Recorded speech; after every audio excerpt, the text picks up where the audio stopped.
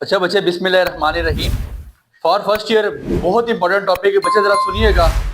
आपने जिंदगी सारी सेंट्रीपिटल फोर्स तो पढ़ा, जरा थोड़ा सा एक आपको आज मुनफरद तरीके से बड़ा इजी करके समझाया जाएगा।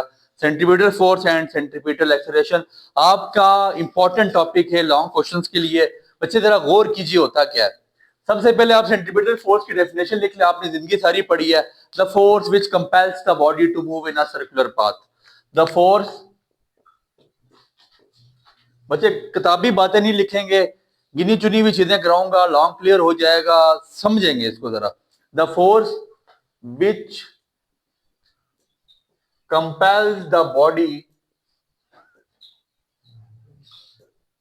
To move in circular path.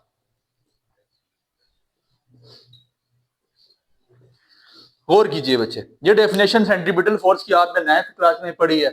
अभी हम कोशिश करेंगे कि हम ज्यादा अपना जो तवानाइयां जो सर्व करें वो सेंट्रीपिटल एक्सेलरेशन पे करें। गौर कीजिए सेंट्रीपिटल फोर्स होता क्या है।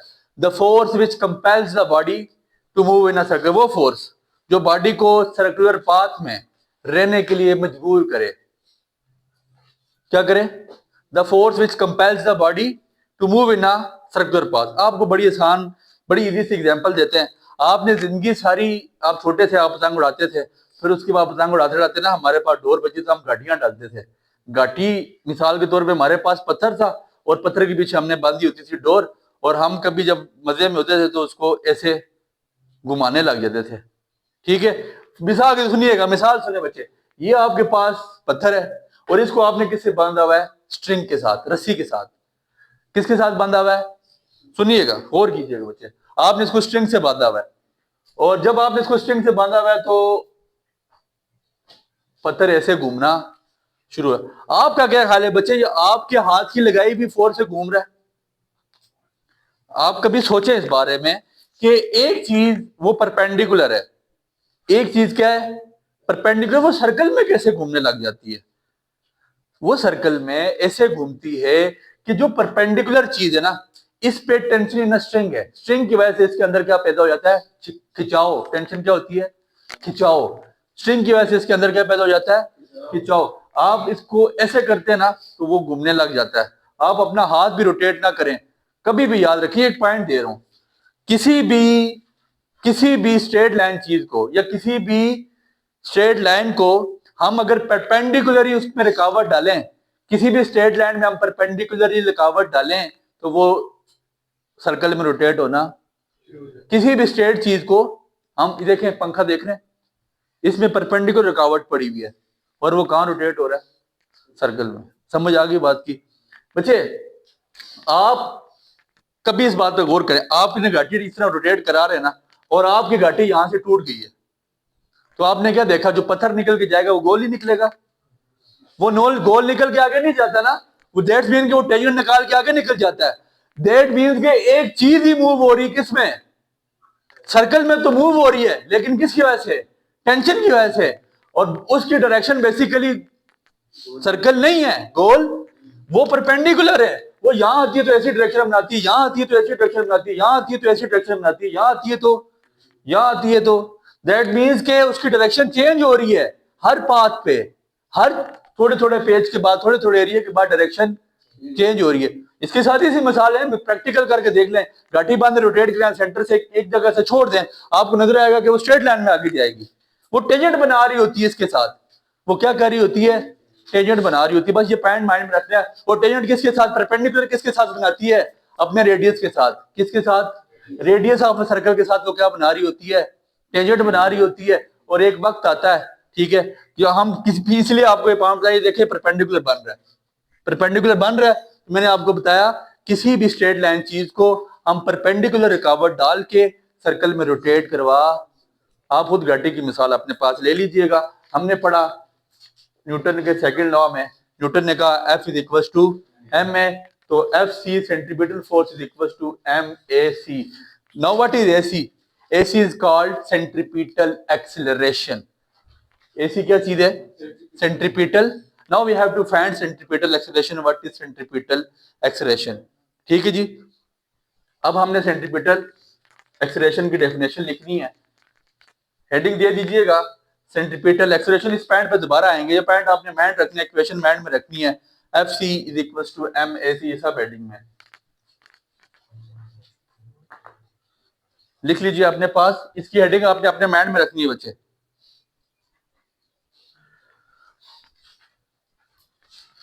Centripetal acceleration, the acceleration of a body, the acceleration of a body traversing a circular path। Easy सी डेफिनेशन बच्चे, वो एक्सेलरेशन जो बॉडी को सर्कुलर पाथ में रखती है, ठीक है जी, ट्रांसवर्सिंग अ सर्कुलर पाथ। बच्चे मेरी बात पे गौर करें, अभी चीज आपको सेंट्रीपिटल एक्सेलरेशन क्लियर होने जा रही है। ये आपके पास बताया क्या चीज है, सर्कल है, बॉडी सर्कल में रोटेट कर रही है, ऐसे ही है। आपके पास बताया क्या चीज है, सर्कल है, बॉडी सर्कल में रोटेट कर रही है, ऐसे ही है। एक्सेलरेशन क्या होता है, rate of change of velocity with respect to time is called acceleration. तो इसका मतलब है कि यहां पे वेलोसिटी मौजूद है। लिखिए, पॉइंट लिख लें, velocity is a vector quantity, velocity is a vector quantity as its direction changes every interval, every fixed interval लिखना, थोड़ी देर बाद चेंज हो रही है। velocity is a vector quantity as its direction changes every fixed interval, so velocity changes, change of velocity is called acceleration and called centripetal acceleration। और change of acceleration को हम क्या कहेंगे, एक्सेलरेशन, वो सेंट्रीपिटल एक्सेलरेशन हो रही है। कैसे, डायरेक्शन कैसे चेंज हो रही है बच्चे, मेरी बात पे गौर करें। इस पॉइंट पे इसकी डायरेक्शन ये थी, इस पॉइंट पे इसकी डायरेक्शन, इस पॉइंट पे इसकी डायरेक्शन, इस पॉइंट पे इसकी डायरेक्शन, दैट मींस कि हर पॉइंट पे डायरेक्शन चेंज हो रही है। तो इसका मतलब है वेलोसिटी मेरे पास क्या है, वेक्टर क्वांटिटी है। वेक्टर क्वांटिटी कौन सी होती है, जिसके पास मैग्नीट्यूड भी हो, और अब बच्चे मैग्नीट्यूड यहां पे सेम है, क्योंकि यूनिफॉर्म वेलोसिटी में चीज को रोटेट कराया जा रहा है, यूनिफॉर्म वेलोसिटी में रोटेट कराया जा रहा है, तो मैग्नीट्यूड, लेकिन डायरेक्शन अपनी अपनी हर एक की है। इस बात पे किसी को इनकार, मैंने कहा जी ये वेलोसिटी वेक्टर क्वांटिटी है, अगर वेक्टर क्वांटिटी इसकी डायरेक्शन हर इंटरवल पे चेंज हो रही है, और अगर हर इंटरवल पे डायरेक्शन चेंज हो रही है तो वेलोसिटी चेंज हो रही है, और अगर वेलोसिटी चेंज हो रही है तो उसमें एक्सेलरेशन सेंट्रीपिटल एक्सेलरेशन का कह सकता हूं। यहां तक कोई मसला नहीं, समझ आ गई बात की। अब बड़ा सेंट्रीपिटल एक्सेलरेशन की हम डेरिवेशन फाइंड करेंगे, मेरी बात पे जरा बच्चे गौर करना है। ये मेन पॉइंट है, मेन चीज है सेंट्रीपिटल एक्सेलरेशन। ये देखें, ये आपके पास सर्कल मौजूद है, यहां से आपके पास वेलोसिटी की डायरेक्शन ये है, क्या ये मैंने आपको बताया, वेलोसिटी रेडियस के साथ क्या बना रही होती है, परपेंडिकुलर। क्या बना रही होती है, यहां से वेलोसिटी की डायरेक्शन ये एक वेलोसिटी है, कौन सी वेलोसिटी, एक ही है, ठीक है। इसको मैंने नाम दे दिया v1, और ये इसके साथ टेंजेंट बना रही थी, इसको मैं नाम दे देता हूं r का। ये इसके रेडियस के साथ क्या बना रही है, टेंजेंट। समझ आ गई। इसके बाद अगली वेलोसिटी कहां चली जाएगी, इसके बाद जो नेक्स्ट वेलोसिटी है, गौर करें, एक वेलोसिटी की डायरेक्शन ऐसे थी, और इसने रेडियस के साथ ये परपेंडिकुलर बना दिया। दूसरी वेलोसिटी की डायरेक्शन ऐसे है, इस वेलोसिटी का क्या नाम है बच्चे, v2, ऐसे ही है, और ये भी रेडियस के साथ क्या बनाएगी, बन गया टेंजेंट। सर समझ आइए बात की कि नहीं, एक वेलोसिटी की डायरेक्शन, पहली वेलोसिटी डायरेक्शन ऊपर, रेडियस के साथ टेंजेंट, दूसरी वेलोसिटी डायरेक्शन इधर, रेडियस के साथ टेंजेंट, तीसरी वेलोसिटी डायरेक्शन इधर, रेडियस के साथ, चौथी वेलोसिटी रेडियस के साथ टेंजेंट, पांचवी वेलोसिटी। अरे वेलोसिटी जहां मर्जी जाए, परपेंडिकुलर वो रेडियस के साथ टेंजेंट बना रही होती है, परपेंडिकुलर वो उसके साथ रेडियस के साथ जुड़ी भी होती है। इस बात को मान गए। आपको पता है आइसोसेलेस ट्रायंगल क्या चीज होती है, आइसोसेलेस ट्रायंगल उस ट्रायंगल को कहते हैं जिसके दो एंगल आपस में क्या हो, दो साइडें आपस में क्या हो, कितनी साइडें शर्त है, दो एंगल शर्त है। समझ आ गई बात की, यहां तक कोई मसला। अब मेरे पास जो ये डायग्राम बनी, ये ट्रायंगल फॉर एग्जांपल बनी है मेरे पास, अगर मेरे पास ये, मेरे पास क्या है, ये v2 है, मेरे पास एक वेलोसिटी ये है, एक वेलोसिटी ये है। इसको मैं अगर इसकी लादा डायग्राम बनाऊं तो आप मेरी बात से इत्तेफाक करेंगे। मैं बोल रहा हूँ जी कि ये मेरे पास V1 है और ये मेरे पास V2 है, और जहां पे ये दोनों मीट हो रही हैं ये डेल्टा V मतलब चेंज इन वेलोसिटी है, ऐसे ही है। और इनके दरमियान कोई एंगल बन रहा है वो क्या है, थीटा, और इसके दरमियान भी कोई एंगल बन रहा है वो क्या है। इधर तक कोई मसला सर, यहां तक कोई मसला नहीं बचे। अब सुनिएगा, ये दो आपस में कौन से ट्रायंगल बन गई हैं, आइसोसेलेस। कौन से ट्रायंगल है सर, बहुत अच्छा और बहुत इजी करके करा रहा हूँ, बुक से बिल्कुल चीज हटा रहा हूँ। ये दो ट्रायंगल क्या बन गई है सर, मान रहे इस बात को। अगर आइसोसेलेस ट्रायंगल, इसके आपस में दो एंगल्स क्या है, सेम है, दो साइडें क्या है, मानते हैं इस बात को, सेम है ना सर। तो दैट मीन्स कि अगर कोई आइसोसेलेस ट्रायंगल है, शर्त सुनिएगा, ये ट्रायंगल बड़ी हो बेशक, और ये ट्रायंगल इनकी आपस में रेशो सेम होनी चाहिए। क्या होनी चाहिए, मतलब अगर इसकी लेंथ कितनी है 1 मीटर, तो इसकी लेंथ कितनी हो 2 मीटर, तो 1:2 आपके पास रेशो सेम होनी चाहिए। साइडों की रेशो, एंगल आपके पास सेम होंगे तो आइसोसेलेस है, साइडों की रेशो सेम होगी तो फिर भी मान लेते हैं कि ये आइसोसेलेस ट्रायंगल। समझ आ गई बात की, मेरी बात पे गौर कीजिए। इसको मैं अब यहाँ पे इसके पॉइंट्स को नाम दे रहा हूँ PQR, इसके पॉइंट को नाम दे रहा हूँ AB।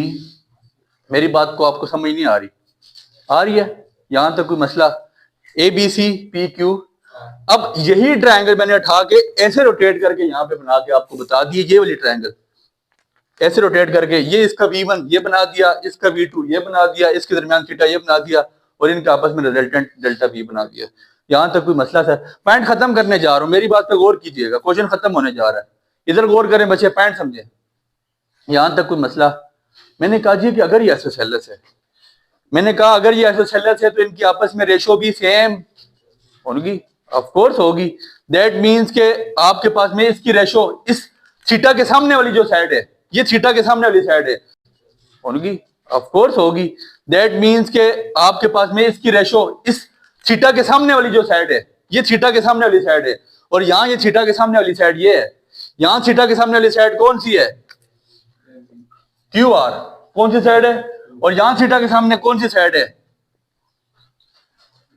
ऐसे ही है, थीटा के सामने वाली साइड के दोनों रेशो ले ली, इक्वल हो जाएगा। किसी बाकी दो साइडों की रेशो ले लेता हूं, ये मेरे पास क्या है, या इसकी ले लेते हैं मिसाल के तौर पे, ये V2 है और ये आपके पास क्या है R, तो V2 बेसिकली वेलोसिटी है, तो मैं इसको क्या दे दूंगा V/R। मैंने रेशो ली, सुनिएगा दोबारा सुन लें, QR थीटा के सामने वाली साइड, थीटा के सामने वाली साइड BC, मैंने कहा QR/BC इज इक्वल टू, अब और बाकी किसी दो साइड की रेशो ले रहा हूं, एक साइड मैंने QP ले ली और दूसरी साइड मैंने ले ली AB, इसकी रेशो ले ली, इसकी क्या आ गई मेरे पास V2, तो बेसिकली वेलोसिटी V2 का फैक्टर मैं नहीं लिख रहा, V/, कोई मसला यहां तक। सर सुनिएगा, QR किसके इक्वल है, डेल V के, और BC किसके इक्वल है, B से लेकर C तक इतना छोटा है ना बच्चे, ये इतना छोटा एंगल है, ये डिस्टेंस है बेसिकली, और ये इतना छोटा आपको महसूस, सर आप कभी देखे ना, आपको टेंजेंट बनती भी आपको नजर आएगी गोल घूमती भी, आपको पंखा गोल घूमता ही आपको टेंजेंट बनाता हुआ नजर नहीं आ रहा होता। डेट मीन्स कि ये एस है जो हमें साइड है हमारी यहाँ पे, समझ आ गई, ये हमें नजर इतनी उस पे नहीं आता, विच इज इक्वल टू V/R, और ये इसको आप एस दे दें या डेल्टा एस का नाम दे दें, ज्यादा बेहतर है। चेंज इन एस चेंज हो गया यहाँ से लेके यहाँ, मेरी बात समझ आ गई sir. Sir delta V is equal to delta S, यहाँ पे मल्टीप्लाई हो रहा है, मैं सामने नीचे डिवाइड हो रहा है, सामने जाके मल्टीप्लाई करा दूंगा, delta S over V/R, delta V is equal to delta S, नीचे डिवाइड का बचे, सामने जाके मल्टीप्लाई करा दिया, डेल्टा एस इंटू V/, कोई मसला यहां तक बात सारी होके हमें। अब rate of change of velocity is called acceleration, इसके नीचे अगर T हो तो मेरा निजाम चल जाएगा, जैसे कल वाले क्वेश्चन में हमने किया था, delta V over delta T which is equal to delta S over delta T V/, delta dividing delta T on, ये मान के हमने रिलेशन पढ़ाया तो उसमें ये चीज की थी, ऐसे ही है। अब limit delta T approaches to 0, हर एक के साथ लगा देंगे क्योंकि इंस्टेंटेनियस वेलोसिटी है, तो आपने कर लेना limit delta T approaches to 0 delta S over delta T S V/R, कोई मसला सर नहीं समझ आ रही, अब बच्चे गौर कीजिएगा, rate of change of velocity with respect to time is called, rate of change of distance या displacement with respect to time is called कहानी खत्म होगी, is called velocity, v into v by r. तो acceleration मेरे पास क्या आ जाएगी, v square by, it is called centripetal acceleration, it is called centripetal acceleration. Rate of change of velocity with respect to time is called acceleration. Delta F और delta T मैंने कहा जी मेरे पास आ गई velocity v into V square by R. समझ आ गई बच्चे, कोई मसला यहां तक, क्वेश्चन आपका हो गया सॉल्व। अब हमने क्या करना है, इसका स्क्रीनशॉट आप ले सकते हैं, इसी तरह डेरिवेशन उतारनी है बच्चे।